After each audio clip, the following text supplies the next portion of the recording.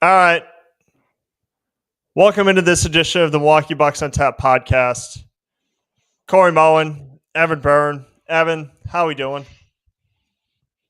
Not good. Could be better. Yeah, I feel that. In case you watched the Bucks game, in case you didn't, in case that was You didn't a miss anything. no. I mean, it was a pre-Easter Day massacre. Final score, I believe it was 117-98. Nothing about this game really after the first quarter was anything of note. There was no positives. I guess the only positive was the fact that the Bucks have Giannis Antetokounmpo. He scored 39 points. And it was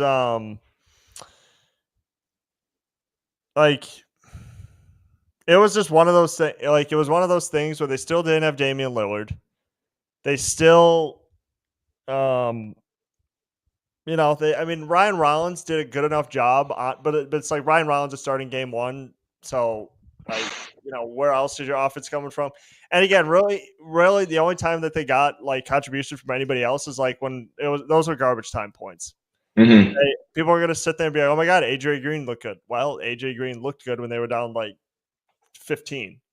Gary Trent Jr. looked good. Same thing. Kevin Porter Jr. looked good. Again, those three guys coming off the bench looked good when like the Pacers. It didn't matter anymore. No, they were going to lose anyways. The frustrating part about that particular game was the fact that you had two starters who scored a grand total of 0 points. Okay, you had Kyle Kuzma go 0 for 5 with 0 points, and then you had Taurean Prince take one shot. Taurean Prince in 20 minutes. Everybody's gassing him up like, oh my God, Taurean Prince, the number one 3-point percent shooter in the NBA, scored a grand total of 0 points and did not take 1 3. That's frustrating. And it's frustrating is that Doc Rivers, the king excuse maker, is just like, well, we have to get Kyle Kuzma more involved in the offense. Okay, so draw a play up for him. That's nobody's fault but your own. Like it has nothing to do with the fact. Like it literally has nothing to do with the fact about like Kyle Kuzma not scoring enough. It's everything to do with the fact that Doc Rivers didn't design one play for him. Like, not one. And you're not going to win games, okay, if you can't guard from outside the 3-point line. Okay, if you allow open three after open three, you're not going to win. If you shoot 23% from three, and that in any playoff game, you're not going to win. Like these are things that should be really obvious by now, but apparently to the Bucks it's not, because because what's their stat? 51%. Bucks only shot 41. Okay, 9 of 37 from 3, 13 of 34 for the Pacers. They weren't that much better.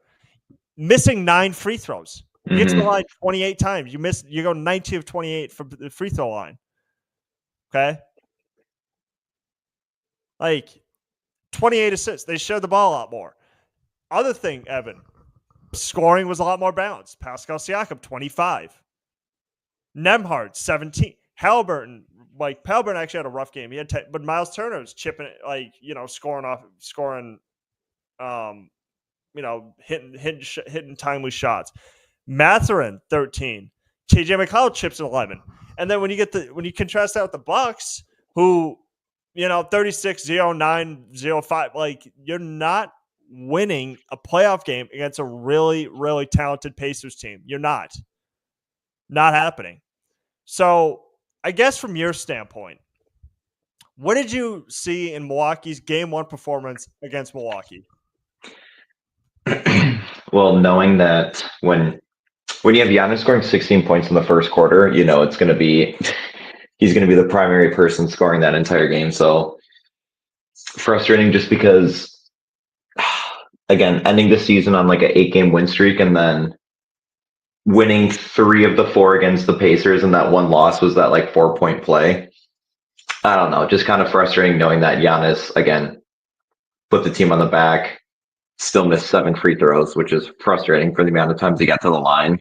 But just knowing that he had zero help at all. You kind of mentioned earlier with Torian Prince, only took one shot, took one 3-pointer, had a couple stats otherwise, but Kyle Kuzma had the Tony Snell meme where he was out there for 21 minutes without 2 fouls and then no rebounds, no assists, steals, blocks, miss every shot, miss every free throw. So getting no support help either is frustrating, and just an overall of that was just Giannis trying to somehow beat the Pacers himself and hope that they're just going to miss their shots. But at one point they had like 2 guys shooting 60 and 70%, 54, like multiple guys, 1, 2, 3, 4, 5, 6, 7 shot 50% or higher for the Pacers. And again, that staggered, not just one guy doing it all. And again, Tyrese Halliburton, God forbid he can make a shot. He was one of the worst ones, but he's the one who acts like he was the one who led his team to victory when it was literally everyone else but him. He went 0 for 7 on 3-pointers.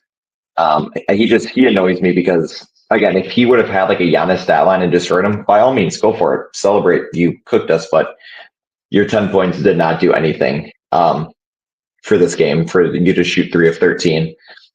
I think what bothered me the most was just the lack of paint guarding, which I feel like is always a common thing throughout the game. Of like, there was a play where TJ McConnell grabbed the rebound, the defensive rebound, and ran full court all by himself right up to the hoop. No help. Nemhard had made like 5 straight baskets because all he had to do was just walk right up to the hoop, get open lane. Everyone's getting past Brook Lopez. So I don't know. They lost to the paint game again early on, and they just could not miss a shot. The Bucks outdid them in points in the paint, but yeah, 22 fast break points was kind of more of what I'm going for, and 14 points off turnovers, and just the lack thereof, or the lack of speed that I feel like the Bucks have. Just again, I don't get how that was the game that I've been waiting all week for. Again, after that huge closeout to the season and doing well against the Pacers that entire season, except that one game just to shit the bed with Torian Prince and Kyle Kuzma literally doing nothing. And again, their bench scored a lot, but it was really just because of Gary Trent, AJ Green, everyone else, like Bobby 2 of 8, Kevin Porter 2 of 7, obviously Ryan Rollins started, but just no help from anyone else besides Giannis, really. Well, the thing with Bobby, okay, people are gassing him like, oh my God, Bobby Portis coming back, 25 games. It's like, this is who Bobby Portis is. He doesn't do shit in the playoffs. Mm-hmm. That's the problem I have. He could have played all 82. And you're still getting that. He's going to play all 82 games, and this is exactly this. We're going to get the same results from him. Okay, plays no defense, allows a shit ton of offensive rebounds, and then just doesn't score. So then he's like a net negative on the floor. Honestly, statistically speaking, Kyle Kuzma was like the worst player on the floor yesterday. Like his plus minus was like worse than everybody else's. Like Kyle Kuzma, he had 24 minus. I know he was the worst player on the floor yesterday. He did not know what he was doing. I didn't even know if he even tried to get any sort of offense going. Like, I just didn't. Like, it just felt like. And again, Giannis trusts his teammates. Like, that has nothing to do with like him. Like, it may look like he scored 36, but like Giannis trusts his teammates. So that's not the issue. The issue is that people aren't making shots, and when people aren't making shots, you're not winning. Like that's the problem. That's the issue I have, is that everybody, it feels like everybody just kind of watched Giannis like operate. And it was just like, no, help. Like, help. Giannis is not LeBron. Okay. Giannis can't just beat like a good team by himself. Like, he can't Giannis is not going to be the type of guy to score like 25 straight points in the fourth quarter like LeBron did against the Pistons back in 2007. He can't do that. So like, other people have to chip in. And, maybe this is why, like, with the loss of Chris Middleton or the trade of Chris Middleton hurts, because Chris Middleton at least can provide a little bit of offense, a little bit of offensive stability, where now it just feels like without Lillard, it's like now it's just Giannis and the rejects. And I hate to say it, but that's kind of what it turns into, where, Brook Lopez isn't making shots. He took like 2 threes. He didn't make any of them. Like Ryan Rollins. I mean, Ryan Rollins is a good defensive player, but I'm not expecting him to like contribute anything on offense. Like Bobby Portis, I expect more out of Bobby Portis in game 2 because he has to score because he's not playing defense. I don't expect Bobby Portis to be a defensive stopper. Like, I don't. Okay? Like, and there are certain things. I mean, Taurean Prince is obviously going to get like heavily criticized because of his relationship with Darvin Ham. Darvin Ham loved him some Taurean Prince. I would like Taurean Prince. If Taurean Prince could take more than one shot and like do a little better.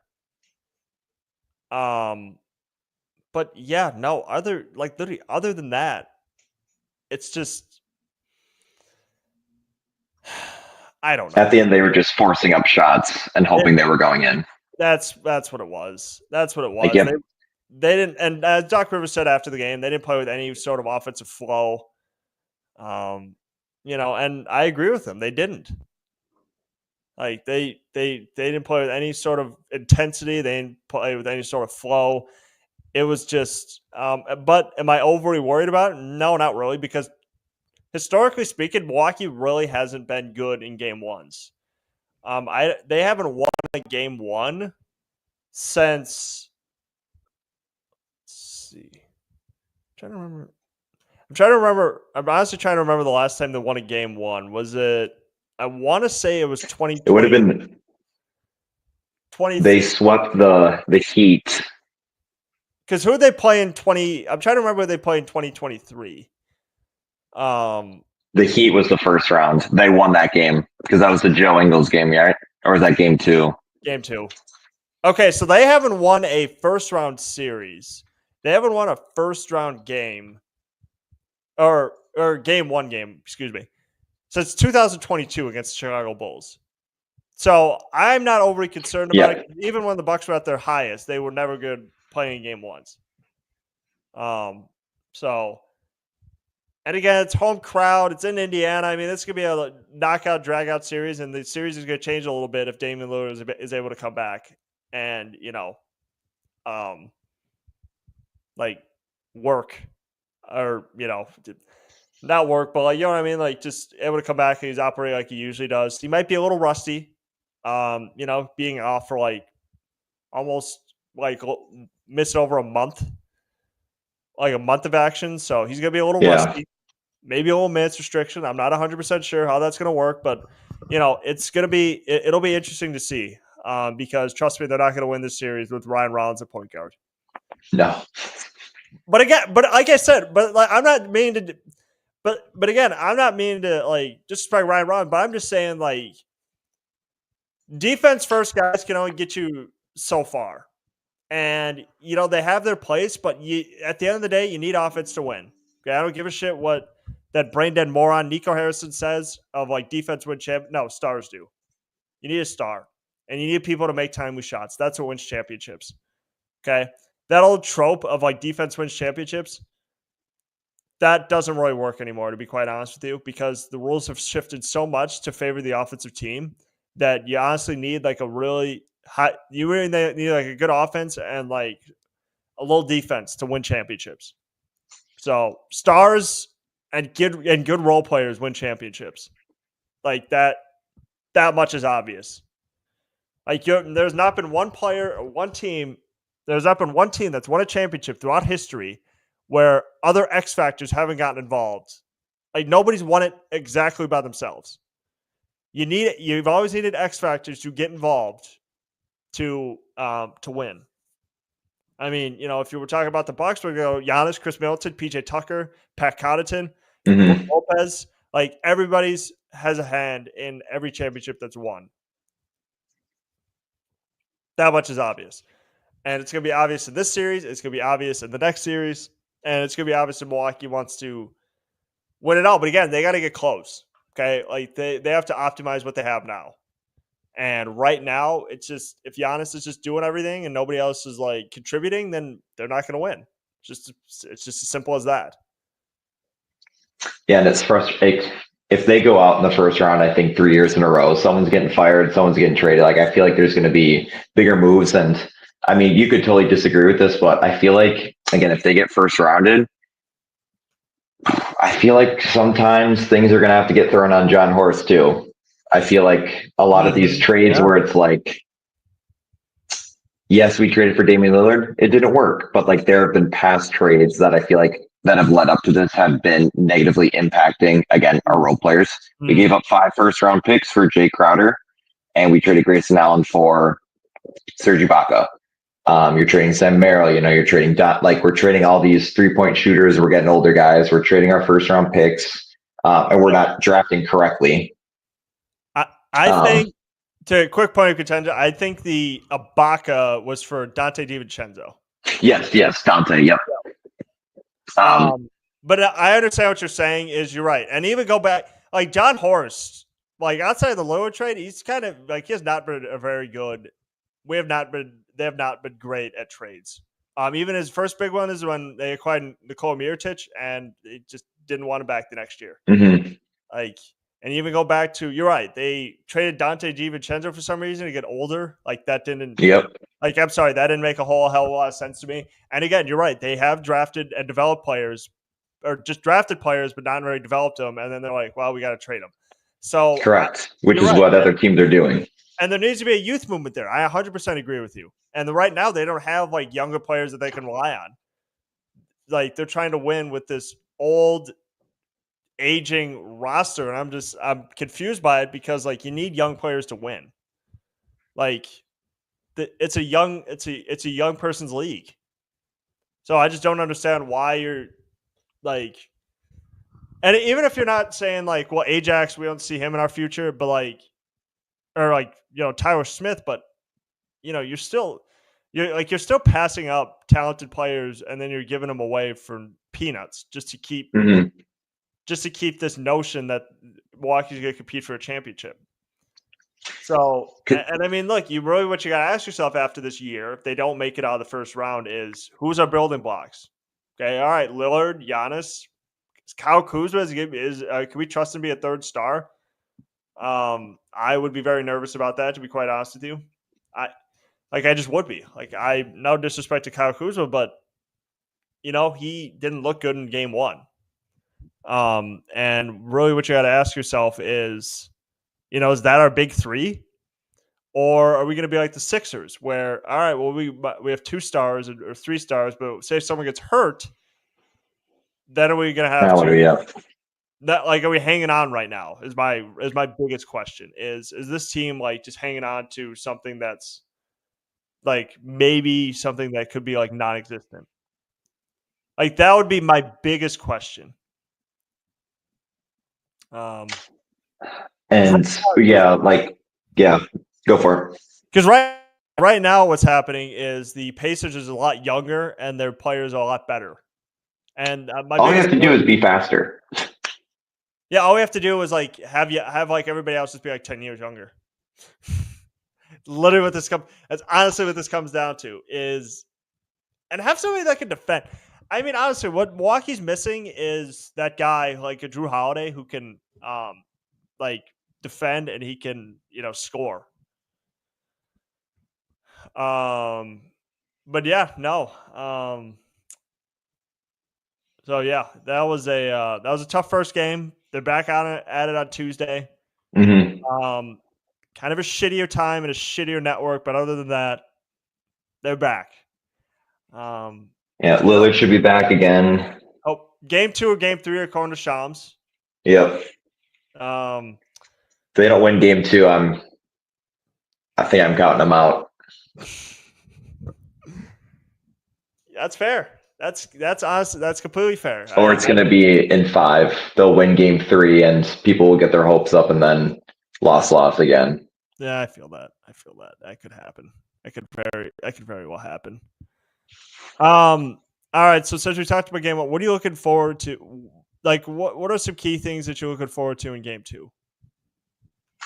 Other guys to step up. I feel like I don't know if I'm Kyle Kuzma and he sees all the memes. There's no way he doesn't see things posted about him.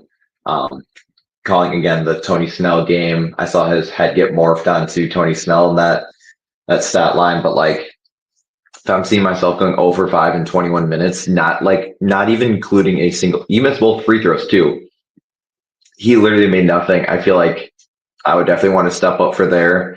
I think Kevin Porter Jr. will have a bounce back. I'm not too worried about him. I think Bobby and Kuzma, I think, are my biggest X factors. Torian Prince, I feel like, is one of those guys where he either shoots 1 to 3 shots a game or he gets like 7 or 8. So I feel like something will kind of change with him. I'm not like extremely focused on him. A lot of it is more on Giannis's part of I just want to score, because Giannis went on like that triple double streak, constantly passing, and he had 1 assist. It's like he was trying to take over that game. So I feel like dishing it more will help. And I feel like a lot of that's more on Giannis of not getting other guys shots. But I want to go Bobby and Kuzma are like my 2 biggest of I want to see improvement from. Especially with Bobby just not shooting the ball every single time it's in his hand. No, I feel you. No, I 100% feel you. And look, if if Bobby Portis could be a little better in game 2, that'd be great. But I mean, look, everybody else has to step up too, including the starters. Like that's the biggest thing that like Brook Lopez has to score more than 9 points. Mm-hmm. Torian Prince and Kyle Kuzma have to score more than 0. So like that's literally the key. And if Ryan and if Lillard's not back, then shit. I mean, Ryan Rollins. Mm-hmm. Ryan Rollins hit the first basket of the game. So I don't. I was like, all right, yep.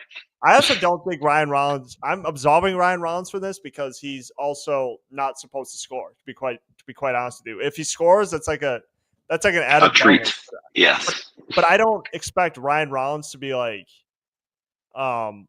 this. Oh my God, he's gonna chip in like 17 points. That's not who he is. mm-hmm. Never who he's been. So he can defend, but I'm not expecting him to score. Yeah, like Javon Carter, how we've talked about him in the past. Oh my God, people. Yeah. Javon Carter with the damn pull-up threes that he always used to pull. Like the worst. And he'd kick his legs up in the back. I mean, look, that Mr. 94 feet, I don't hate him, but like, goddamn, man always used to just take the most unnecessary ass threes, like just these pull-up threes that was never in like a good moment. Sometimes they worked, but there was that one game in the playoffs against the Heat. I remember 2 years ago where he took a pull-up three, missed, and then he got benched. I don't even think he barely saw the floor after that. So, I mean, look, if they could get Lillard back, I think that changes the series. But if they don't, well, then game 2 is going to be a lot tougher to win, just because I just think Pacers are younger and they're just hungry. And, but if Milwaukee can keep Giannis, I think that'll work for him. We'll see. Fingers crossed. Again, Tuesday at 6, they play the next game. So who knows? I really don't have a bold prediction because every time I give a prediction, it's so wrong. I feel that. So thank you guys for tuning in to this edition of the Milwaukee Bucks at Tap podcast. And we'll give you guys a game to recap next week.